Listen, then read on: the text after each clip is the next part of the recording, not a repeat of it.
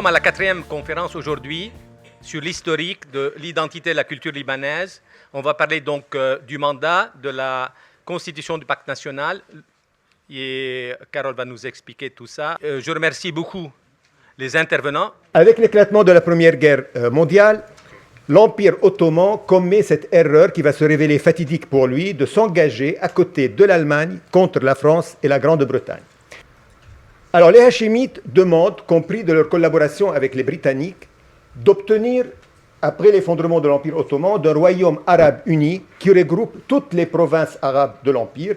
Et MacMahon accepte dans un courrier du mois d'octobre 1915 le principe de ce royaume arabe uni, mais à condition d'exclure les territoires situés à l'ouest d'une ligne qui va d'Alep à Homs à Damas. C'est sous prétexte que ces territoires ne peuvent être considérés comme purement arabes. Donc le Liban actuel, dans son ensemble, n'était pas concerné par ce royaume promis par MacMahon aux Hachémites. Les habitants du mont Liban, qui étaient majoritairement catholiques, 80% c'était des chrétiens, ils voulaient un Liban indépendant, et deux, ils voulaient surtout un mandat français. Mais partout ailleurs, ils adhéraient au projet de Faisal, c'est-à-dire un royaume arabe uni. Et s'il fallait obligatoirement une puissance mandataire, ce sera les États-Unis, à défaut la Grande-Bretagne, mais en aucun cas la France. Et donc tout était prêt pour que le 1er septembre 1920, c'était un mercredi, à 17h précises, le général Gouraud, assis devant la résidence des Pins, avec à sa droite le patriarche maronite, à sa gauche le mufti sunnite de Beyrouth, proclame dans un discours aux accents barésiens le Grand Liban. Donc en ce 1er septembre 1920, une nouvelle nation est née, la nation libanaise. Ce qui est intéressant à savoir, c'est que la démocratie libanaise est essentiellement ce qu'on appelle une démocratie de pacte. Donc, il faut savoir que nous avons une constitution écrite qui est largement influencée par le système français et un aspect oral qui ressemblerait un peu au système anglo-saxon qui est régi par le pacte national. Cette constitution a été modifiée à de nombreuses reprises, notamment au moment de la proclamation de l'indépendance en 1943. Les dispositions relatives à la puissance mandataire, bien sûr, ont été abrogées. Et puis ensuite, cette constitution s'est perpétuée jusqu'à 1990, les accords de Taïf. Au niveau symbolique, cette constitution a survécu donc non seulement à l'indépendance de la République libanaise, elle a géré toute la période de l'indépendance, mais aussi à la guerre civile. Évidemment, le pacte national, il est complètement conforme à l'esprit dans lequel le Liban est né, depuis le 19e siècle déjà. Il faut savoir qu'on parle de l'accord entre maronites et sunnites en 1943. Certes, cet accord était basé sur le fait qu'il fallait associer les sunnites à l'indépendance du Liban et à la gouvernance de l'État sous le nom de pacte national. Et c'est un peu la frustration des Druzes de n'avoir pas été associés à ce pacte lors de l'indépendance, parce que sous l'émirat libanais, c'était une espèce de pacte non proclamé, mais de facto druso-maronite. C'est-à-dire que l'embryon d'État libanais est né déjà à l'époque de l'émirat dans une association où on sait que les émirs principalement étaient d'abord druzes, avant ensuite, à partir de l'émir des Chéabes, de devenir maronites. Donc il y avait déjà cet esprit de pacte et d'association des minorités dans une région où l'islam sunnite hanafite de l'Empire ottoman était dominant. Au Liban, on a eu la fête des martyrs qui était censée rassembler les Libanais.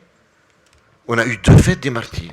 Et ça, on l'ignore. Et c'est par hasard que je suis tombé dessus. Les martyrs, dans toute la Syrie géographique et naturelle, ont fait de 40 à 50%. Ils ont été exécutés par Jamal Pacha. Ils étaient à la fois chrétiens et musulmans. Et certains ont cru pouvoir dire qu'autour de ce symbole, on peut faire l'unité de la nation libanaise et syrienne. Un comité s'était formé pour la commémoration du souvenir en 1922 et demande au général, au haut-commissaire, que la journée du 6 mai soit déclarée la journée de commémoration. Le haut-commissariat refuse et déclare que le 2 septembre, c'était le lendemain de la déclaration du Grand Liban, ce serait la fameuse journée de la commémoration. Et pendant plus de 10 ans, on a eu 2 fêtes.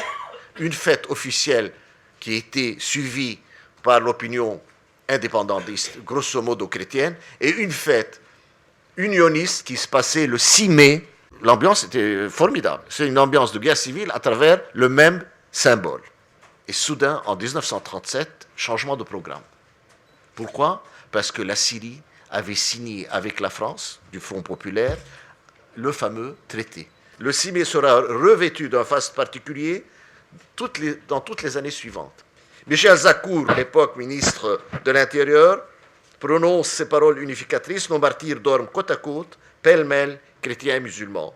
Puissent-ils demeurer toujours étroitement unis pour assurer l'existence, la grandeur et la gloire de la patrie commune. Le 6 mai 1960, donc, le Fouad Cheikh-Aboulan a surmonté les effets des événements de 58, inaugure en grande pompe le nouveau monument Place des Martyrs. Encore une fois, le vivre ensemble ne peut se faire que dans des sociétés apaisées. Et nous ne sommes pas encore. Merci. Ma question, c'est de savoir où sont les problèmes dans l'histoire. Donc vous avez parlé à un moment donné, vous avez dit que plusieurs acteurs qui ont joué un rôle dans la création du Liban. Est-ce que le moyen d'arriver à une société apaisée passe nécessairement par une révision de la formule? Dans quelle mesure nous, Libanais, aurons-nous une nation? Quels sont selon vous les principaux problèmes historiques qui nous ont amenés à cette situation? Il y a un peuple libanais, qu'il soit de toute confession et de communauté. On doit travailler sur la citoyenneté pour créer ce pays ensemble, tous ensemble, mais on va doucement. Donc la prochaine conférence du 12 novembre, on va parler de 1945 à aujourd'hui. Donc on va parler de l'historique des différentes guerres. On va dire, ces pauvres 250 000 morts qui sont morts, qu'est-ce qu'on a appris nous? Qu'est-ce qu'on a fait nous comme peuple pour le Liban? Donc c'est ça qui doit nous réveiller. Et l'année prochaine, on a 5 conférences très importantes pour donner des conclusions et des propositions. Cette année, c'est l'historique.